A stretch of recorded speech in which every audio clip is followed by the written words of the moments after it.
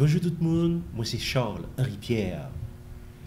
Il y a un peu de monde qui croit que les grandes religions du monde y a évolué pour continuer sans que pas de relation entre l'un et l'autre. Pourtant, ce n'est pas vrai du tout. C'est très faux. Il y a un paquet de relations entre la plupart des grandes religions du monde et le christianisme. Pour comprendre une relation ça, pour comprendre un rapport ça, il faudrait que nous apprenions quelques exemples que nous joignons dans le vaudou. Parce que effectivement, gagner également, Jean-Claude le monde connaît déjà, des relations entre le vaudou et le christianisme. Ne pas le considérer seulement deux non exemples que nous joignons dans le vaudou en général. Tout d'abord, qui ça vaudou? Vaudou sont une religion qui sortit loin, en même temps que les renseignent nous sur véritable origine de peuple nous. Les renseignent nous que le peuple haïtien, par exemple, l'on considère le peuple haïtien, eh bien, il n'est pas sorti en Afrique, mais il est sorti plus loin que l'Afrique. En réalité, vaudois, c'est un élément qui montrait que, justement, le peuple haïtien, j'en ai dit déjà, un peuple qui peut originer dans le judaïsme. Il y a deux exemples que nous voulons envisager dans vaudois. Premier exemple, il y a un rapport avec ça que les raras du vaudou. Il y a des choses drôles qui ont passé justement lorsqu'on considérer les raras du vaudou. Comment comprendre que le jour de fête des raras, le principal jour des raras, eh bien, qui joue que ça est, c'est le vendredi saint. Comment comprendre le mystère ça? Comment comprendre que 52 vendredis dans l'année et que un seul là qui est consacré au rara, eh bien, rara choisit pour que il choisit justement le vendredi saint, le jour qu'il a célébré la mort de Jésus-Christ sur la croix. Eh bien, c'est jour ça que vous considérez comme principal jour de fête. Comment comprendre le mystère ça? Eh bien, qu'est-ce que ça tellement bouleversante que l'idée attire l'attention d'un chercheur, d'un ancien professeur d'anthropologie à l'Université de Californie, d'Irénée Elizabeth McAllister. Dans les années 90, il est venu en Haïti justement pour investiguer aspect ça. Pour quelle raison, dans le vaudou, principal jour de célébration des raras, c'est le vendredi saint. Il pose des questions en pile côté, il fait en pile investigation. Finalement, il joue deux rongans, yon de l'Artibonite et l'autre à Léogane qui dit le même bagay là. Il dit, ma chère, question ça pose là, c'est quelque chose de difficile en pile. Pour jouer une origine, c'est pour remonter jusque à Jérusalem. Lorsque Jésus-Christ il a été arrêté, il a été battu, il a été finalement pendu sur un quoi, et puis vers 3 heures de l'après-midi, tout le monde apprend que il mourit. Et bien là, ça, le peuple était tellement content que le peuple juif là à Jérusalem, il a été célébré premier rara. Voilà. Donc, premier rara, il est sorti à Jérusalem, justement, lorsque le peuple a été apprendre que Jésus-Christ était mort sur la croix. C'était une sorte de célébration que ça était. Ce façon pour nous dire également que ça a passé dans rara, et bien justement, c'est un rappel de ça qui était passé à Jérusalem. Et puis d'ailleurs, il y a des côtés dans le pays, l'on a investigué toujours, où je vois que les a parlé de rara, et bien, il y a des côtés. Pendant qu'ils ont célébré, ils ont fait un monde jouer rôle Jésus-Christ, ils ont fait l'autre encore jouer rôle juif. Moun qui jouer rôle Jésus-Christ, ils ont bal une potion pour que le patient senti coup que pas le bali. Et bien, les filles boit potion ça, ils ont battu, ils dit que ça mais ou pas penser bon Dieu ou bien pas bon Dieu. Et puis ils joué, ils bal coup ils battu. Mais ça passé dans le rara haïtien jusqu'à jeudi dans certains endroits du pays. Donc, c'est une façon pour nous dire que y a une relation justement entre le vaudou et le judaïsme. Ça, c'est le premier exemple. Deuxième exemple, il concerne une divinité du vaudou, une idole du vaudou qui est Erzuli, justement. Qui est-ce que Erzuli y est? Eh bien, c'est une divinité, une idole, une loi, que est la reine du ciel de l'Empire romain. Et Jérémie 7, 18, Jérémie 44, 15, eh bien, il jouait même rôle avec la mère de Jésus, qui est mon petit bébé sous bras. L'on est dans un homme fort, c'est-à-dire un bon corps, où jouent également des images qui évoquaient la personne de Marie, justement, dans côté Sayo. Eh bien, image Sayo, a voulu faire Erzuli passé pour Marie, il t'a vu fait petit bébé passer pour l'enfant Jésus. En réalité, la Bible dit nous, dans Jérémie 7, Jérémie 44, que ce sont des idoles. Ces idoles que c'est divinités, c'est faux dieux, c'est démons que Jérémie 13 dit, acte 17, 18, 19 dit, verset 18, 19 dit, et comment démons ça, divinité ça, idoles ça, fait arriver en Haïti. Eh bien, raison simple, c'est tout simplement les venir avec les anciens esclaves dans les cales des bateaux négriers. Les Léotéquités, Juda, tout d'abord, le royaume de Juda, il est tombé en Afrique, et de l'Afrique étant, il vient tomber en Amérique. Et en Amérique, il n'est pas tombé seulement en Haïti, mais également dans d'autres endroits, tels que à Cuba, par exemple, et dans les pays hispanophones, il vient célébrer ça que la Santeria. Santeria, c'est version pagnole du vaudou. Mais il y a vaudou également l'autre côté qui était noir, qui était ancien juif qui était attiré en Amérique, tel que en Louisiane, par exemple, il y a le vaudou louisianais. Il y a également en Dominicanie, en République dominicaine, et on va également au Brésil, sous le nom de Candomblé. Donc il y a vaudou brésilien, il y a le Candomblé. En Haïti, il y a des paroisses entières qui sont consacrées à Erzuli ou à d'autres idoles.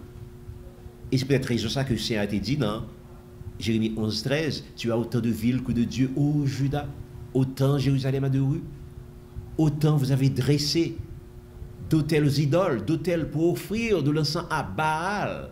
Jérémie 11, 13. Ce qui signifie que chaque fois que on m'a dressé un autel aux vierges, aux saints, eh bien, ce sont des autels que vous dressez aux lois, aux idoles, aux démons. C'est un hôtel qu'on dressé pour offrir de l'encens à Baal.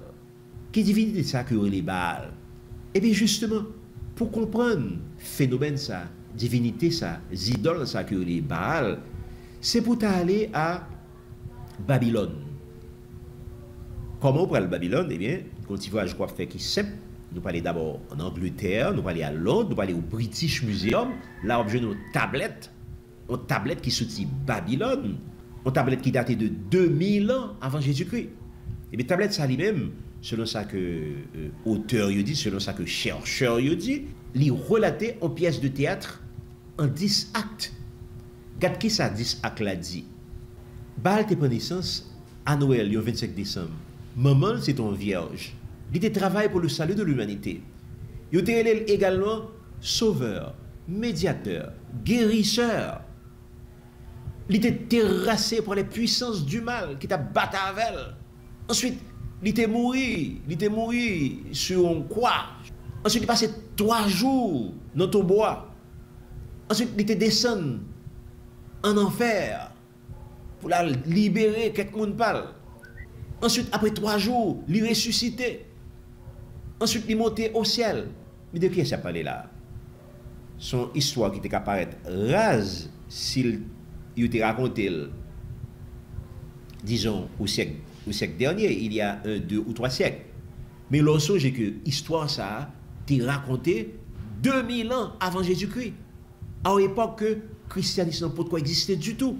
À une époque où les premiers livres de la Bible, ils peuvent quand même compiler.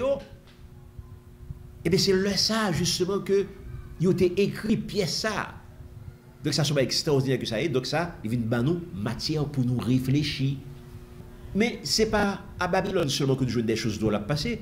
Là, en Égypte, nous jouons qu'en Égypte, il y a le mystère de Isis, Osiris, Horus, qui a même problème dans tout. Isis, c'est la dame qui a un petit bébé dans le bras là. Petit bébé, c'est Horus. Et Osiris, c'est papa. Donc, c'est une forme même trinité, toujours. Trinité divine, non? Mais c'est comme ça qu'il peut être en Égypte. Et pas seulement ça, il y a même Horus, il y a même histoire là tout en Égypte. Maman, ça c'est ton vierge. Horus, ça c'était pour naissance au 25 décembre. Tu as des personnalités qui étaient venues assister dans le cave côté que tu pour naissance, qui sont bien loin. Ensuite, il y a 12 apôtres. Ensuite, regardez la vie de Horus, il y a un petit peu parallèle à la vie de Jésus-Christ. Or, Horus existait à peu près 1500, depuis 1500 et avant de l'ère chrétienne, avant Jésus-Christ. Donc, moins 1500, et puis loin toujours, la légende de Horus, Osiris et Isis, ils étaient là déjà. En d'autres termes, avant Jésus-Christ, avant Moïse, avant que l'Ancien Testament était fin compilé, était fin écrit. Donc, les gens de ça étaient là déjà. En Égypte. Et bien, ce n'est pas seulement en Égypte que je vois le mystère ça, ou je vois également aller en Inde, où je vois le mystère de Krishna. Krishna qui est un moment qui est les Devaki, et Devaki justement c'était censé en vierge, même genre tout. Krishna ça c'était fait le 25 décembre. Krishna était ressemblance qui était terrible. La vie de Krishna a ressemblance qui était terrible avec la vie de Jésus-Christ. Au point que il y a des chercheurs qui pensaient que le christianisme copiait sur la religion, sur religion hindoue, et que c'est en répétition, et que le christianisme c'est en répétition des choses qui ont passé en Inde que lié. Comment on comprend le mystère ça? Est-ce que c'est vrai? Parce que on voit que Krishna, il a à peu près même donné autour pour Krishna, à savoir Krishna né d'une vierge, pas vrai, un 25 décembre. Krishna était au ministère de puissance, il était fait un pile miracle, il était 12 apôtres. Lui-même tout est passé des misères en bas gouvernement. Donc Krishna, regardez la vie de Krishna, et puis il va mourir même Jean tout, il va passer 3 jours dans le tombeau, ensuite il va ressusciter même Jean tout, ensuite il va monter au ciel. Donc Krishna, la vie de Krishna, il est parallèle avec la vie de Jésus-Christ. Également, comment on comprend le mystère ça? Et quand on continue encore, on joue même bagaille drôle, ça, on joue également dans d'autres religions anciennes. Nous devons citer la Perse, ça qui est passé en Perse. L'exemple de Mitra. Mitra lui-même est un petit peu plus récent que l'exemple de Krishna, parce que lui-même, il était plus aux œuvres de 2 siècles, 3 siècles, 1er siècle de l'ère chrétienne. Avant Jésus-Christ d'abord, et au point que dans l'Empire romain, il était adoré le dieu Krishna. Et il y a un empereur romain qui était justement pratiqué la religion mitraïque, eh bien, c'était Constantin. Constantin, religion de Mitra, c'était la religion du dieu soleil, pas vrai? Krishna a été dit que, je nous dis là, non seulement que le était né d'une vierge, la vierge de Vaki, mais pour Mitra, la légende de Mitra dit comme ça que c'était un ange du ciel qui était venu, qui t'a dit, Devaki comme ça, tu es béni entre toutes les femmes. Tu es béni entre toutes les femmes. Mais Krishna lui-même, il était né également dans une cave, et était marqué par une étoile. Même Jean pour Jésus-Christ, même Jean ça fait pour Jésus-Christ. Bref, Mitra est venu sur la terre pour racheter les hommes, pour sauver eux. Il était un grand enseignant. Pas vrai? Et lui-même tout, il va mourir, il va ressusciter, il va monter au ciel, exactement comme Jésus-Christ. Et on n'a pas intéressant encore pour nous dire de Mitra tout, c'est que Mitra, il était le dieu soleil. Le dieu soleil. Il y a des gens qui pensaient que l'empereur Constantin, il était converti au christianisme et qu'il était abandonné le mitraïsme. En réalité, recherche que vous fait montrer que Constantin, il était dans le syncrétisme, il était dans le mélange là tout, il était un pied dans le mitraïsme et un pied dans le christianisme. Et l'important, ça là, l'important en pile, pour qui ça? C'est parce que Constantin, c'est le Dieu, il a adoré Mitra, il y a un bord, Jésus-Christ, il y a l'autre bord. Mitra, c'est le Dieu soleil. Et on peut comprendre qu'on y a pour quelle raison, au moment qui peut arriver, Constantin peut passer un édile, peut passer un communiqué, il peut demander que sous tout l'empire romain, il peut choisir un jour de repos. C'est pas le jour samedi encore, donc on a, c'est pas le jour du Dieu soleil. Pas oublier que Mitra, c'est le Dieu soleil. Et bien, Constantin peut adorer le Dieu soleil. Il peut choisir un jour qui va le dédier au Dieu soleil, jour ça y est le Sunday.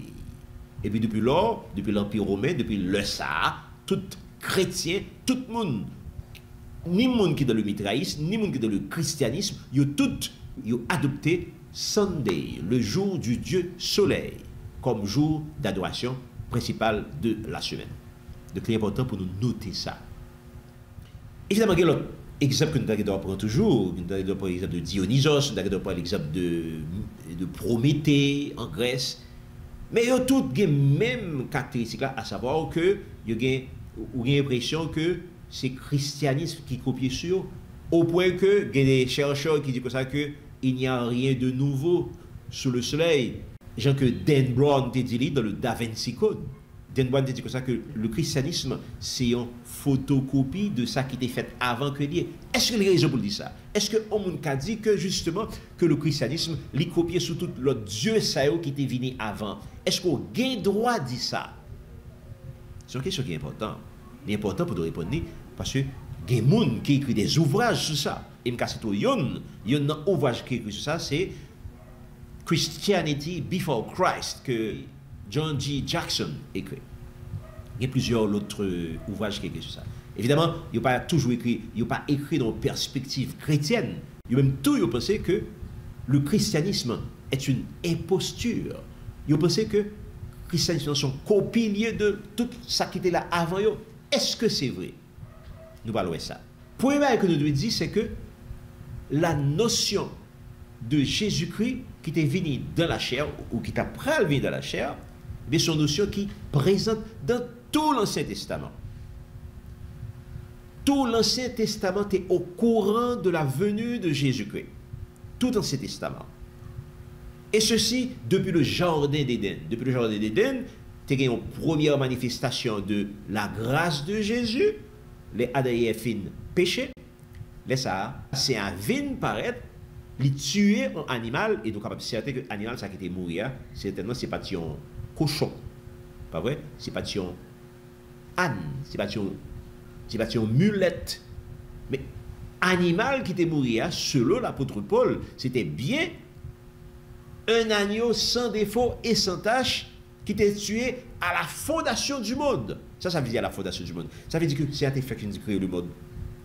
Il était fait fin créer le cosmos, l'univers. Il était fait fin créer la terre. Il était fait fin créer tout ça qui est sur la terre. Il était fait fin créer l'homme et la femme. L'homme et la femme étaient fait fin pécher. Alors, pour racheter eux, alors, il vini dans le jardin d'Éden, il tuait un animal et il confectionnait des habits avec peau animal ça pour Adam et Ève. Et c'est pour cette raison que Pierre dit que Christ est l'agneau immolé dès la fondation du monde. Ça a attiré l'attention sur le fait que depuis l'éternité, le conseil divin était réuni pour statuer sur les modalités de la rédemption. Il était d'abord un plan pour créer l'humanité, mais Dieu étant omniscient, il connaît que l'homme va le tomber, l'homme va le déchu. Jésus-Christ qui qu'on est pas avancer au niveau de l'éternité. Jésus-Christ qui dit que les fin péché, l'a venu pour la racheter. Et ça vient justifier justement déclaration de Pierre qui dit que Christ est l'agneau immolé prédestiné avant la fondation du monde. Non, Apocalypse 13, verset 8, Christ est l'agneau immolé dès la fondation du monde. Et déjà, loi est dans le fond Ancien Testament, Enoch le 7e, depuis Adam, il exclamait dans Jude 14 que c'est un libéral vini avec ses 7 myriades. Il a prophétisé sur le retour de Jésus-Christ. Melchisedec dans Genèse 14, eh bien, lui-même, il va à Abraham la communion du pain et du vin. Peut-être, on peut peut-être dire que ce est fortuit, que ça est comme ça, que ça est. Non, il n'est pas comme ça. Le pain représente le corps de Jésus-Christ, qui était mort pour nous. Le vin représente le sang de Jésus qui était versé sur la croix. Et d'ailleurs, Seigneur Elvini va dire que c'est sacrificateur à l'ordre de Melchisedec. Donc, en d'autres termes, il va bourrade à penser ça, à savoir que ça Melchisedec fait, il n'est pas fait un bail comme ça, il compte qui ça le faire. Donc, voilà un homme qui n'en font Ancien Testament, qui est au courant de Jésus-Christ qui va le venir. Job, le patriarche Job, pour le faire même bail à tout. Job, dans Job 15, il va dire comme ça, je sais que Job, dans mi-temps tribulation, il va dire, mais je sais que mon Rédempteur est vivant et qu'il se lèvera le dernier sur la terre. Mais je sais que mon Rédempteur est vivant. Mais de qui est-ce que je vais parler là? Je vais parler de Jésus-Christ. Je vais parler de Jésus-Christ. Moïse également était au courant de la venue de Jésus-Christ. Moïse va le dire dans Deutéronome 18, 15. Moïse va le dire, eh bien, là, par le peuple Israël, là, eh bien, il dit comme ça que bon Dieu va susciter un prophète comme moi.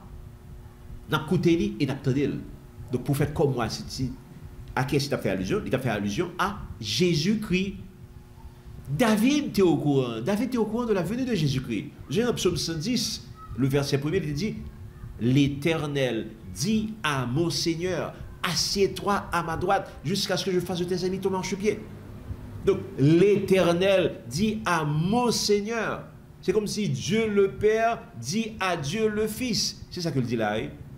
La première personne de la Trinité dit à la deuxième personne de la Trinité. Mais c'est ça, exactement ça que David dit là.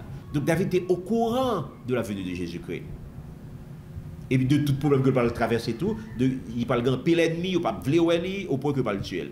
Mais c'est pas David seulement. La totalité des prophètes de l'Ancien Testament, en commençant par Isaïe. Déjà, Isaïe 53 tellement riche en informations sur le ministère de Jésus, misère que doit le passer, sa mort, sa résurrection, que il dit que Isaïe 53 c'est le 5e évangile. Et c'est pas Isaïe seulement. Là on prend Jérémie, Ézéchiel, Daniel, ils parlé non seulement de la première venue de Jésus-Christ, mais ils parlaient également de l'apostasie d'Israël et ils parlaient du retour de Jésus-Christ. Les petits prophètes également, sur l'eau pour la totalité des petits prophètes, il y a même plus chita maintenant sur le retour de Jésus-Christ, le rétablissement d'Israël. Je vais prendre seul là-dedans. Joël qui te dit, dans les derniers temps, je répandrai mon esprit sur toute chair, vos fils et vos filles prophétiseront, vos vieillards auront des songes. Joël 2. Donc, la totalité de l'Ancien Testament est au courant de la venue de Jésus-Christ. Au point que, c'est de erreur que vous ne pas de commettre. On va parler de Jésus-Christ et que il y a des théologiens qui disséquent l'Ancien Testament en période, en cloison étanche. Ça que les des dispensationalistes. Et bien, l'objet qu'a des points, où en réalité, dispensationalisme n'a pas fait sens. Pourquoi ça n'a pas fait sens? C'est parce que l'Ancien Testament, les liés l'un à l'autre. C'est qu'on file d'Ariane qui prend naissance dans l'éternité passée, qui descend, cap filé, qui traversait la création, pas vrai? Ensuite, il traversait tout l'Ancien Testament. Ensuite, il marconné, il maré à Bethléem. Bethléem, c'est côté que Jésus-Christ il parle de naissance là.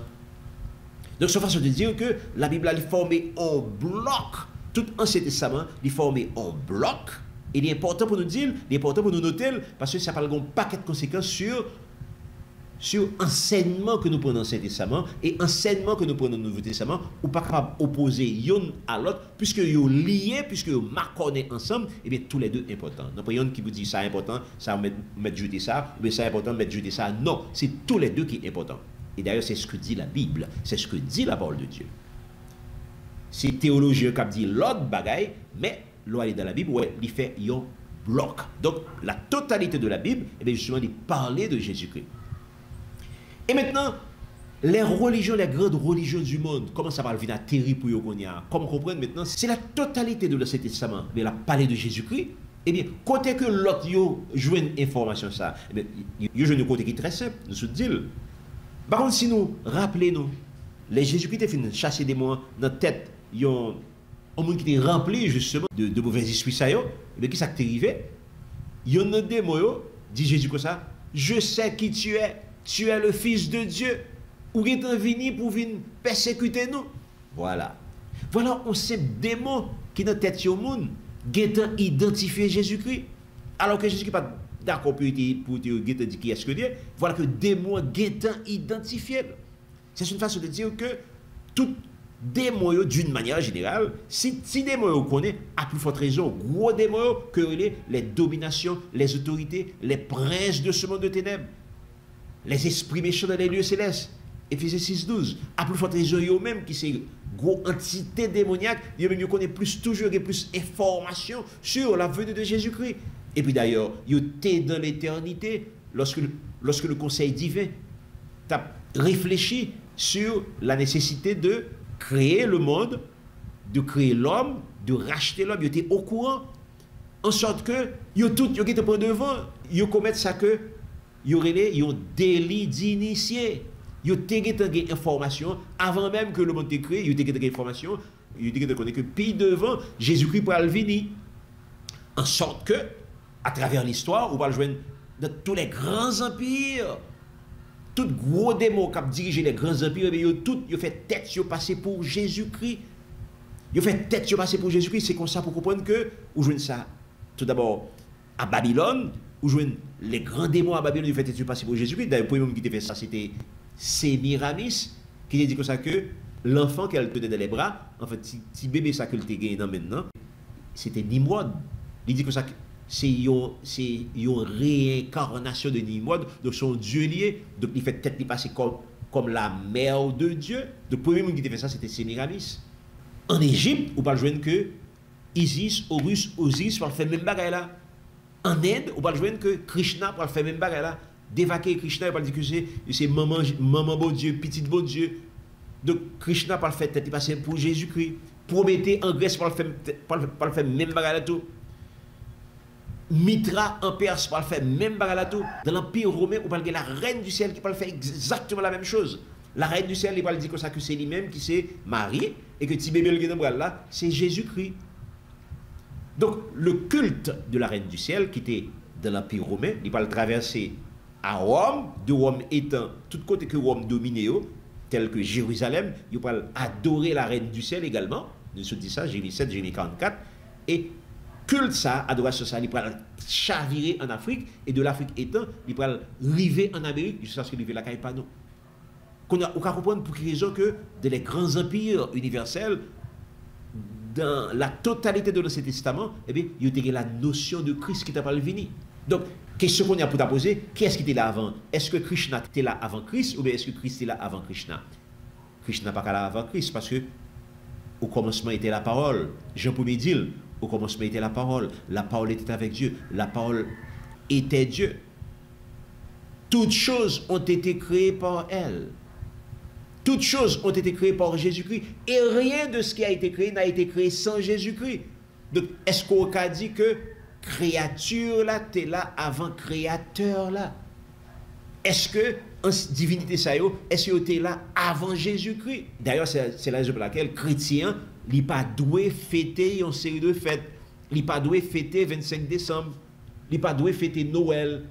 Il pas doué fêter les Pâques. Ce sont des fêtes païennes que Noël, c'est on fête païenne que lié. Les Pâques, c'est on fête païenne que lié également. Chrétien a de fêter la Pâque et non pas les Pâques. Pour raison que chrétien pas de fêter Noël, pour raison simple, pour raison très simple. C'est parce que lors fête Noël, vous mettez l'accent sur l'humanité de Jésus-Christ. Ou en train de dire que Jésus-Christ est un homme comme tout homme. Il était au commencement, mais qu'il a été fait, mais qui était habité, mais qui est-ce qui était maman, mais qui est-ce qui était papa, mais qui est-ce qui était frère, mais qui est-ce qui était seul. Exactement ce que le pharisien te dit dans la Bible. Donc maintenant, l'homme était l'accent sur le jour de naissance de Jésus-Christ, ou en train de dire que Jésus-Christ est un homme tant que tout homme. Oh, Jésus-Christ, il est Dieu. C'est l'ancien des jours. Hein? C'est lui qui a créé le monde. Eh bien, si Jésus-Christ a créé le monde, eh bien, comment on fait dire que qui l'a été fait? Qui monde qui compte qui l'a justement l'ancien des jours t'est fait? Mais c'est ça qui fait justement que il n'a pas fait sens et que chaque fois que on monde ou mettez l'accent sur le jour de naissance de Jésus-Christ ou agit comme ancien pharisien ou en train de dire que Jésus est un homme tant que tout homme, donc ce monde même je vous faites fête de naissance maman papa ou frère soeur ou même mais c'est comme ça vous faites fête de naissance de Jésus-Christ tout ou fait tourner au monde tant que tout le monde ou trivialiser ou venir tomber dans l'apostasie ou fait exactement même genre pharisien yo. Donc c'est peut-être raison ça que critique qui respecte tête là, il pas doit célébrer Noël, il pas doit regarder sur les païens cap eux même cap fait affaire païo, cap régler les affaires païo, cap régler business païo, et bien il pas doit regarder sur païo pour faire même gens avec païo. Donc ou pas doit célébrer Noël, ou pas doit célébrer également les Pâques, mais ou doit célébrer la Pâque.